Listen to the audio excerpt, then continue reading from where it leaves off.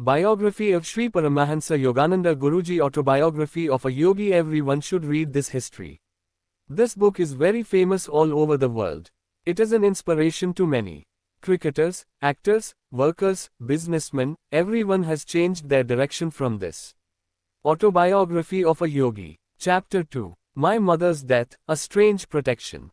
My mother's greatest wish was to get my elder brother married. I often heard her express the deep desire that is in every Indian heart, that when Anant's wedding day comes, I will see heaven on this earth. I wish that their lineage will continue to flourish. I was 11 years old when Anant's wedding was confirmed. My mother was in Calcutta, happily making all the arrangements for the wedding. My father and I were the only ones left at our house in Bareilly, in northern India. After working in Lahore for 2 years, my father was transferred to Bareilly. Earlier, I had only seen the splendor of my two sisters, Rama and Uma, when they got married. But since Anant, who is the eldest son of the family, the preparations for this wedding are going on a grand scale. Every day, Amma welcomes the guests who come from all over Calcutta. She has arranged comfortable accommodation for all of them in the big house we have just taken, number 50, Amherst Street. Everything is ready, the necessary ingredients for the banquet, a beautiful palanquin to be taken to the bride and groom's house, arches of colorful lamps, huge paper elephants, camels, English, Scottish, Indian musical groups, professional entertainers, and priests who perform the wedding ceremony in the ancient style. My father and I were very excited to go to the wedding and meet all our relatives. But some time before the wedding, I had an ominous vision. One night in Bareilly, in the middle of the night, I was lying next to my father in the living room of our bungalow, when I woke up to the sound of the mosquito net flapping and fluttering like a film. The thin curtains were pushed aside. I saw the form of my beloved mother. "Wake up your father," her voice was whispering. "If you want to see me, come to Calcutta by 4 o'clock in the morning, in the first carriage." That shadowy form had vanished.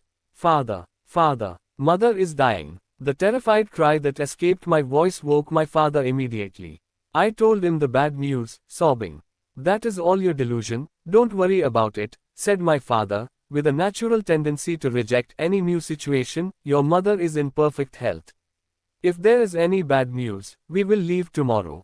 If you don't leave now, you will never forgive yourself later." The pain in me spoke even more bitterly. "I will never forgive you." That tragic morning brought clear news. "Mother is sick and in danger. The wedding has been postponed, come immediately." We were all lost in thought. We both set off. On the way, at a wagon change point, in a village, one of my uncles met us. A train was coming towards us with a terrible roar. What had seemed small at first grew larger and larger. Due to the turmoil in my mind, I felt like falling down the train tracks. At that moment, I felt far away from my mother, and I felt that I could not bear the barren world without her. Of all the people in this world, my mother was the only friend I loved so much. Her black eyes, filled with pity, were the only thing that relieved me of all the small sufferings I faced in my childhood. "Is mother still alive?" I stopped to ask my uncle this last question. It didn't take him long to understand the despair on my face. "No, she's alive," he said, but I didn't believe him for a moment. When we reached our home in Calcutta, it was only to see a shocking sight of death. I collapsed. My life was almost gone. A state of being lost was created. It took years for my mind to calm down. My cries pierced the gates of heaven and finally called out to that world. The only thing that finally soothed my raw wounds were the cold words of that mother. "For many births, I have been waiting for you in the form of the affection of many mothers. Look at those black eyes you are looking for, and those beautiful eyes that have disappeared, both in my eyes." The cremation of my very loving mother was over. Soon after that, my father and I returned to Bareilly. There, opposite our house, was a soft lawn, shimmering in green and gold. A large, swali tree provided shade for it. Every morning, I would go on a memorial pilgrimage to that tree, feeling sad. In my poetic moments, I felt as if those white, swali flowers were offering themselves with heartfelt devotion on the green grass-covered altar. As my tears mixed with the dewdrops, I often observed the otherworldly light emerging from the dawn. The deep anguish caused by my intense longing for God tormented me. It seemed as if the Himalayas were pulling me closer. Once, a friend of mine, after completing a pilgrimage to those sacred hills, came to see us in Bareilly. I listened with great interest to the stories he told me about the yogis and swamis who lived in the high mountain ranges. Let us escape to the Himalayas, I said one day to Dwarka Prasad, the youngest son of our landlord in Bareilly. But he did not sympathize with me because of my words. He told my story to his elder brother, who had just come there to see his father. But Anantu, the elder brother, did not take it lightly as an impossible plan hatched by some boy, and started mocking me for the same thing. The root meaning of the word Swami is one who is one with his soul, self, see chapter 24. Your saffron robe is a symbol of your being, without it you cannot be a Swami. Those words filled me with indescribable excitement. Those words gave a vivid picture to my imagination. I was a yatina wandering all over India. Perhaps they had awakened my memories of my previous births. In any case, I realized how naturally I could wear the robe that was the symbol of the ancient monastic order. One morning, while chatting with Dwarka, I felt a love for God like a glacier descending from a mountain. After that, he listened to my words only to a certain extent, but I listened to my words with all my heart. That afternoon I fled towards Nainital, which is located in the foothills of the Himalayas. Ananta chased me with a cane. I had to return to Bareilly, sadly. The journey my parents had allowed me was only a simple morning visit to the Swali tree. My heart wept for the two mothers I had lost, one in human form, the other in divine form. The gap created in the family by my mother's death was irreparable. My father never remarried in the 40 years he lived. He became the father and mother of these children. In carrying out this difficult role, he grew noticeably more mature, he became more familiar with them. He would calmly and subtly resolve various family problems. After office hours, like a great grandmother, he would retire to his room and practice Kriya Yoga with a calm and sweet mind. After my mother passed away, I tried to get an English nurse to take care of my father's small tasks, so that he would be somewhat more comfortable. But my father turned his head away. My service ended with your mother. His eyes, looking into the distance, showed a lifelong affection. I would not accept any other woman to serve me who did not agree. 14 months after my mother's death, I learned that she had written a very important letter to me. Anant was at her bedside when she died. He wrote down what she had said. He did. But even though my mother had told me to tell him within a year, my brother delayed. He had to leave Bareilly for Calcutta soon to marry the girl my mother had chosen. In that situation, he called me one evening. Mukunda, I have been holding back all these years, not wanting to tell you something strange.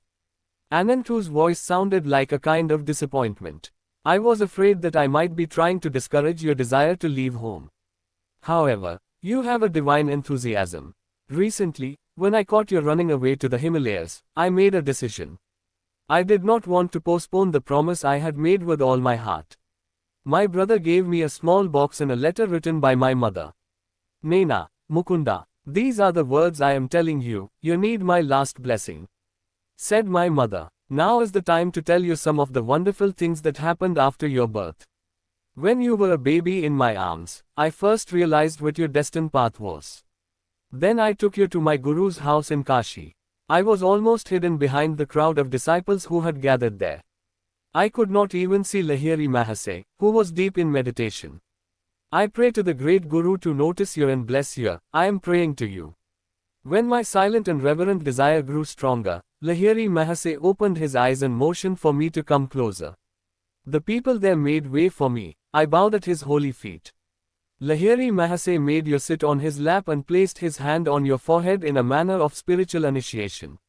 Little mother, your son will become a yogi, a spiritual train like him, he brings many souls closer to God. My heart overflowed with joy as the all-witness Gurudev granted my secret prayer. Some time before you were born, they told me that you would follow their path. Later, I and your sister Rama know that you have seen a great radiance, Babu. We saw you sitting still on the bed from the next room. Your little face was radiant and your voice was filled with a firm determination to go to the Himalayas to seek God. From all this, I have come to know that your path will be very different from worldly aspirations, Nena. One of the most remarkable events in my life has confirmed this, and it is this event that has inspired me to write you this letter at this final hour. That is, a conversation I had with a saint in the Punjab. One day, when we were all in Lahore, a servant came into my room and said, "Mother, a strange saint has come. I want to see Mukund's mother." These very simple words struck a chord within me. I immediately went to meet him. I bowed to his feet and realized that he was truly a God-realized man standing before me.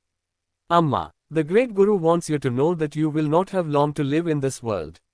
If you fall ill again, your fate will be fatal." Then he fell silent. At that time, I was not afraid at all, but I experienced a great peace. Finally, he said again, "You must carefully hide a silver amulet. I will not give it to you today, so that you will know the truth of my words. That amulet will manifest itself in your hands tomorrow when you meditate. Before you die, your elder ascetic, a practitioner or a follower of the path of spiritual training, has asked you to keep that amulet for a year." When I discovered through these words that Amma had the secret knowledge that her life was short, I understood for the first time why she insisted on making arrangements for Anant's wedding so quickly. Even if she died before the wedding, her natural desire as a mother was to see the wedding ceremony. "Son, you must tell Anant, and then give it to your second son. The meaning of that Raksha Rekha will be known to Mukunda through the great Guru. It should reach his hands when he gives up all his worldly desires and begins a deep search for God. After he keeps it for some years, when its purpose is fulfilled, it will disappear. Even if he hides it in a very secret place, it will have to go to where it came from." I was going to give him alms and bowed down to him with great respect. But he left without taking the alms, blessing him. The next evening, while I was meditating with folded hands, as the saint had said, the Raksha Rekha appeared between my two palms. I hid it very carefully for more than 2 years. Now it is with Anant. My Gurudev is going to hand me over to the Supreme Lord, so don't worry, Naina, I will go. Jaganmata will protect you. As soon as that amulet came into my possession, a ray of light shone upon me, many suppressed memories were awakened in me. That amulet was round, ancient, and shaped like a picture. It had some Sanskrit letters on it. I realized that it had come from my previous gurus, who were guiding me forward, invisibly. Of course, it had another significance, but I don't think anyone should fully reveal the glory of the amulet. However, in the end, this amulet, in spite of the painful circumstances in my life, disappeared in such a way that it was traditionally presented with respect to the saints who had found a guru. This kind of amulet is an object produced by supernatural power. Its form is impermanent. Such objects must eventually disappear from this world. See chapter 43. A mantra is engraved on this amulet. Nowhere else in India has there been such a profound study of the powers inherent in sound and speech, the human voice. The Omkara sound, or the roar of many oceans, in the Bible, that resonates throughout the universe has 3 forms or qualities, which are the states of creation. How this matter was explained is not to be explained in this chapter. But the boy, who had been frustrated in his attempts to reach the Himalayas, used to travel far and wide every day on his protective wings. Taittiriya Upanishad 1:8. Whenever a man utters a word, he is bringing into action one of these 3 qualities of Om. This is the legal reason underlying the duty, Satyam Vara, laid down in all the holy books that man should always speak the truth. If the Sanskrit mantra on that protective wing is pronounced correctly, it has a spiritually beneficial resonance. The Sanskrit alphabet, built on a model, has 50 letters. Each letter has a specific and fixed pronunciation. The English alphabet, which is based on the Latin language, is different. The 24 letters in it are struggling to bear the weight of the various sounds. George Bernard Shaw wrote an essay about this, with good sense and natural humor. In his usual ruthlessness, Mr. Shaw, if it were necessary to have a civil war to introduce an English alphabet into the English language, I would not suffer it. He urged the adoption of a new alphabet of 42 letters. See Shaw's preface to Wilson's book, The Miraculous Birth of Language, published by the New York Philosophical Library. Such an alphabet would come as close to the Sanskrit alphabet in terms of perfection. The Sanskrit alphabet, with its 50 letters, is free from errors in pronunciation.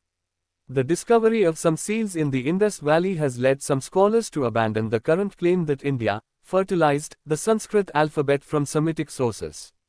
The recent discovery of some great Hindu cities at Mohenjo-Daro and Harappa bears witness to the fact that there must have been a prehistory in India of some great culture which can carry us back to an age which we can only approximate.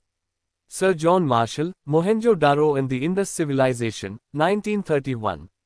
If the Hindu doctrine that civilized man had a very ancient history on this earth is true, it would explain why Sanskrit, the oldest language in the world, is the most perfect language.